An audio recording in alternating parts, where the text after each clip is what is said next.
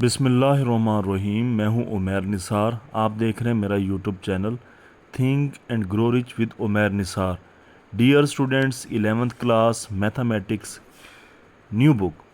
आज हम exercise 4.2 determinant and matrices का वेरी इंपॉर्टेंट क्वेश्चन करने जा रहे हैं, जिसमें हमने साबित करना है। आपके सामने ये क्वेश्चन नज़र आ रहा है। करेंगे क्या, हम लेफ़्ट हैंड साइड लेंगे, उसे तब तक हल करेंगे डिटर्मिनेंट की प्रॉपर्टीज़ लगाते हुए जब तक राइट हैंड साइड आ ना जाए, यानी ज़ीरो जब तक आ ना जाए।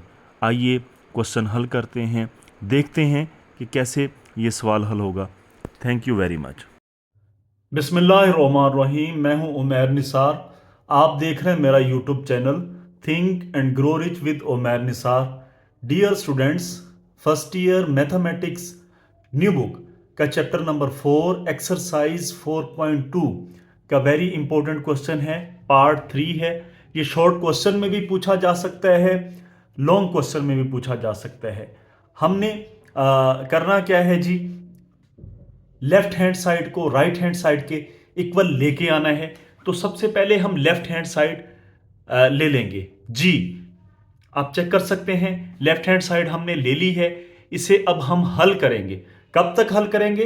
तब तक हल करते रहेंगे जब तक राइट हैंड साइड आ ना जाएगी। आइए हल करते हैं।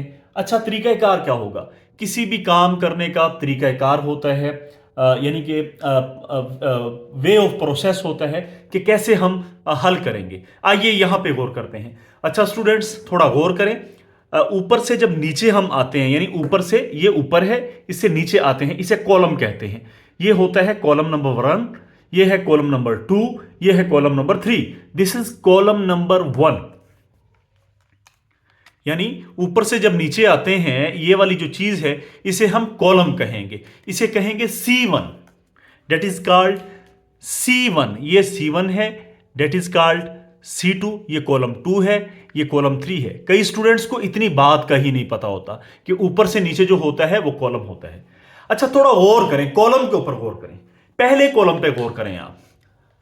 हाँ जी, यहां पे आ जाएं, छोड़ दें माइनस वगैरह सब। यहां पे ए भी है, सी भी है, लेकिन किसकी कमी है? बी की इस कॉलम में कमी है। आइए अब दूसरे कॉलम पे देखें। ये दूसरा कॉलम है, दूसरा कॉलम ऊपर से नीचे, यानी ये वाला। इसे मिटा रहा हूं अब मैं, ये सिर्फ आपको समझाने के लिए। दूसरा कॉलम ये वाला, यहां पे ए भी है, बी भी है। इस कॉलम के अंदर, इस कॉलम के अंदर सी की कमी है, यानी यहां पे सी नहीं है। इसी तरह से अगर हम कॉलम नंबर 3 देखें, यानी तीसरा कॉलम देखें, इसे मिटा रहा हूं, तो इस कॉलम के अंदर किस चीज की कमी है? साफ जाहिर है जी, इस कॉलम के अंदर कमी है ए की। बी भी मौजूद है, सी भी मौजूद है। तो हम कॉलम नंबर 1 जो है, ये है कॉलम नंबर 1। इसमें किस चीज की कमी थी? बी की कमी थी। हम करेंगे क्या? कॉलम नंबर 1 को बी से मल्टीप्लाई भी कर देंगे, बी से डिवाइड भी कर देंगे जी, क्योंकि यहां पे इस कॉलम नंबर 1 में बी की कमी है। अच्छा, कॉलम नंबर 2 में किस चीज की कमी है? चेक करें, ए है, बी है, सी की कमी है।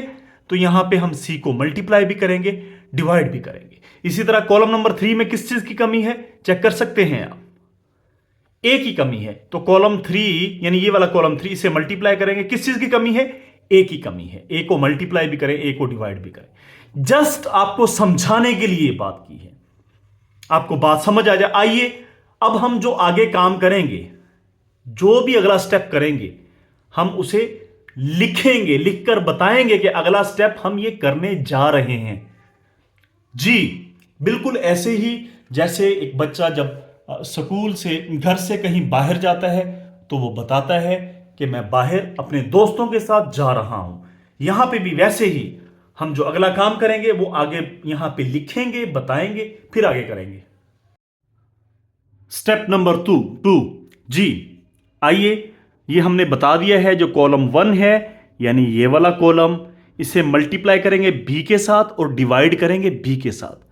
याद रहे, जो बटे वाला बी है वो यहां पे हम नीचे लिख देंगे, और जो ये बी मल्टीप्लाई हो रहा है कॉलम 1 के साथ, तो इस बी को हम यहां भी मल्टीप्लाई करेंगे, यहां भी, यहां भी। आइए करते हैं।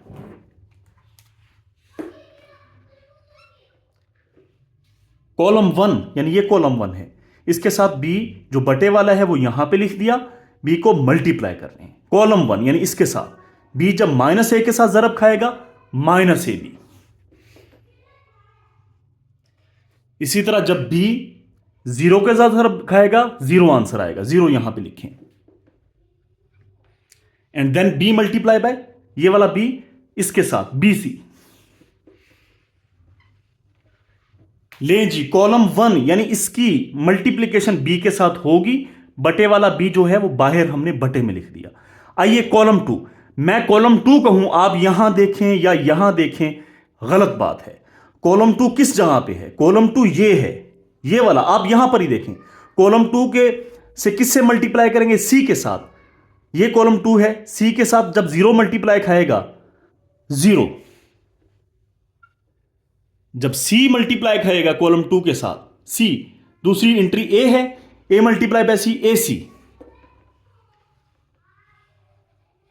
और ये माइनस बी सी। ये सी तो मल्टीप्लाई खा गया, लेकिन बटे वाला सी किधर जाएगा? बाहर लिख देंगे यहां पर।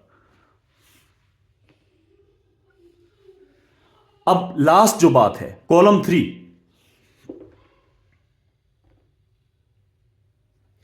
यानी ये काम हम कर रहे हैं। कॉलम 3 किससे मल्टीप्लाई खाएगा? ए के साथ। Where is column 3?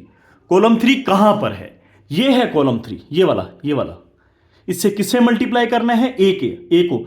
जब बी के साथ ए मल्टीप्लाई खाएगा बी ए, ये माइनस सी ए, और जब यही ए 0 के साथ मल्टीप्लाई खाएगा वो 0 आ जाएगा, यहां पे 0 आ जाएगा। Here is B A and it becomes minus C A. तो बटे वाला ए यहां पे हम लिख देंगे। यकीनन आपको बात समझ आ गई होगी। बटे वाली चीजें क्या है? ए है, बी है, सी है। जो बटे वाला ए बी सी वो बाहर बटे में ही लिखा गया। ऊपर वाला जो बी है वो कॉलम 1 इसके साथ, ऊपर वाला सी है जो कॉलम 2 इसके साथ, ऊपर वाला जो ए है वो कॉलम 3 यानी इसके साथ। ये चीज आ चुकी है। नेक्स्ट स्टेप वेरी इंपॉर्टेंट है। हमने कॉलम 1 के अंदर कॉलम 2 कॉलम 3 को ऐड कर देना है। और याद रहे जो पहले नंबर पे लिखा हुआ है, क्या लिखा हुआ है पहले नंबर पे? C1। सिर्फ C1 यानी इस कॉलम की जगह पे यहां पे ही फर्क पड़ेगा। बाकी C2 यानी ये वाला, ये ऐसे ही यहां पे आ जाएगा। C3 ये ऐसे ही यहां पे आ जाएगा। आइए पहले हम ये लिख लेते हैं C2 और C3 ताकि आपको बात समझ आ जाए। What is C2? 0 AC minus BC, ये ऐसे ही आ जाएगा। क्यों ऐसे ही आ जाएगा? C1 डैश यानी जो कॉलम 1 है वहां पे सारा काम होगा। C1 जमा C2 जमा C3 से मुराद क्या है? कॉलम 1 के अंदर यानी इसके अंदर इसे और इसे ऐड कर देना है, यानी यहां पे फर्क आएगा। बाकी C2 और C3 वैसे ही रहेंगे, यानी C2 जैसा है वैसा ही, C3 जैसा है वैसा ही। BA हो गया माइनस CA हो गया। आखिर हम कर क्यों रहे हैं? ऐसा क्यों कर रहे हैं? ऐसा इस वजह से कर रहे हैं, जब हम इसे और इसे ऐड करके यहां पे लिखेंगे माइनस AB और BA कट जाएगा, कितना बचेगा? 0। यहां पे 0 आ जाएगा। सेम यहां पर ये AC और माइनस AC कट जाएंगे, 0 आ जाएगा। डियर स्टूडेंट्स, ये बात बड़ी सादा है। C1 डैश से मुराद है कि कॉलम 1 के ऊपर फर्क पड़ेगा। कॉलम 1 की जो वहां पे ये हमने सारा ऑपरेशन करना है। आइए सारा ऑपरेशन करते हैं। Very very easy.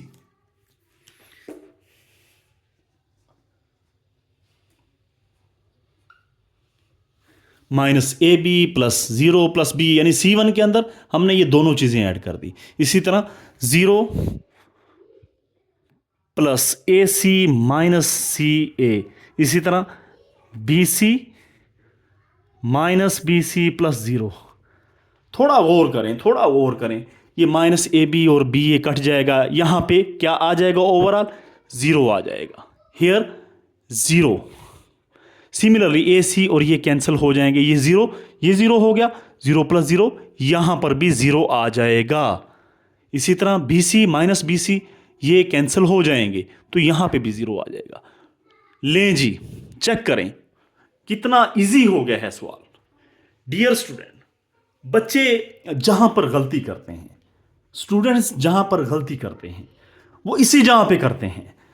कि जो पहला कॉलम है C1 वो नया कॉलम बनेगा, यानी C1 डैश बन जाएगा, जो कि ये आ चुका है। बाकी दोनों वैसे ही रहेंगे जी। अब हमने डिटर्मिनेंट की वेरी इंपॉर्टेंट प्रॉपर्टी पढ़ी हुई है। क्या है वो प्रॉपर्टी? अगर किसी डिटर्मिनेंट का, ये डिटर्मिनेंट है जी, ये चेक करें, डिटर्मिनेंट है।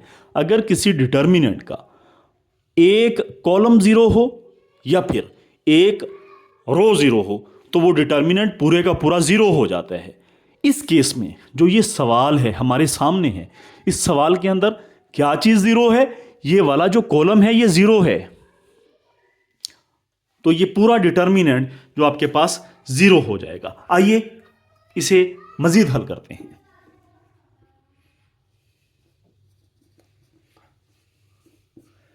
इसकी वजह क्या है? ये डिटर्मिनेंट की यहां जीरो क्यों लिख रहे हैं?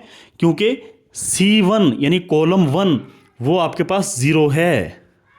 कॉलम 1 होल एंट्रीज आपके पास जीरो है। या आप यहां पे C1 ना लिखें, आप लिखें C1 इज जीरो, बस ठीक है।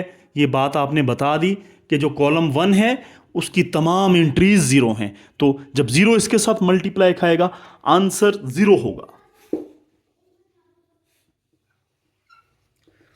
जी। चेक कर सकते हैं, राइट हैंड साइड आ चुकी है।